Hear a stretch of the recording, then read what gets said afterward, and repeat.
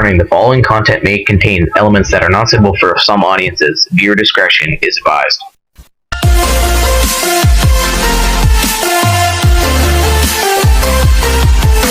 Good morning mga ka-Ergan. Papunta tayo ngayon doon sa paborito nating spot. Wala kasi tayong mga pwestohan. Madalang yung mga ibon. Parang tinamaan yata ng kidlat yung malaking puno ng akasya na dati nating pinwestohan mga ka-Ergan. Dati kasi maraming dahon yun eh. Pero mula dito sa pwesto natin parang tuyo. Hindi naman siguro nila nilason. Makikita natin pagka malapit na tayo mga ka-Ergan. Sabagay, magandang pwestohan ito pag nagkataon. Ayan o mga ka-Ergan, natuyo nga. Ilang sanga na lang yung buhay. Tinamaan siguro ng kidlat. Sayang. Wala tayong inabutan na nakadapo kaya di tayo pupwesto dito. Doon tayo sa kabila nung burol na yan. Puntahan ulit natin yung puno ng akasya tsaka kawayan. Naayos na natin yung taguan natin mga ka-Ergan. Nilagyan natin ng mga bagong tambo para hindi tayo makita ng mga target natin. May dalawang wild duck kanina na paikot-ikot dito.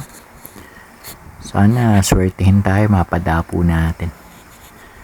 Yan yung malaking puno ng akasya mga ka-Ergan. Makikita naman natin sila kasi nandito tayo sa mismong ilalim. Dito na tayo sa loob ng taguan mga ka-Ergan. Yan yung akasya.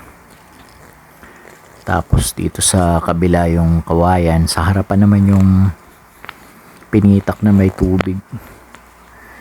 Subukan din nating magpatunog ng ruwak-ruwak mamaya. Sana swertihin tayo. So stay tuned mga ka-Ergan. Sana makarami tayo para sulit yung lakad.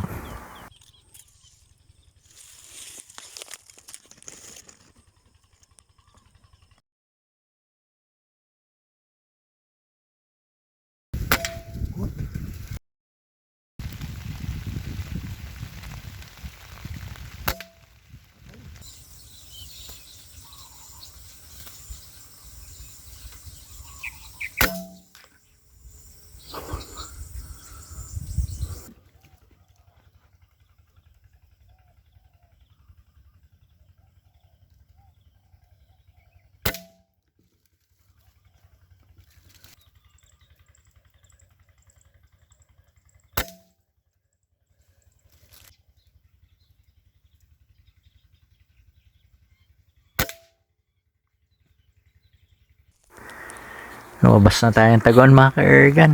Mainit na. Mag-aalas 11 na kasi. Pulutin natin yung mga tinamaan natin. Ilang piraso lang.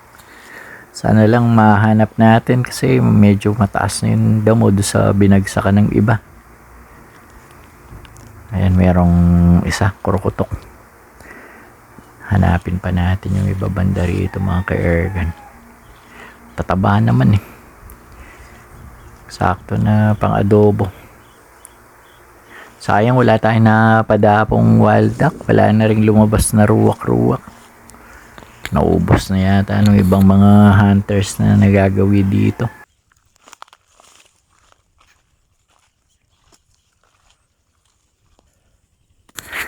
Yan lang yung mga nahanap natin mga ka-Ergan.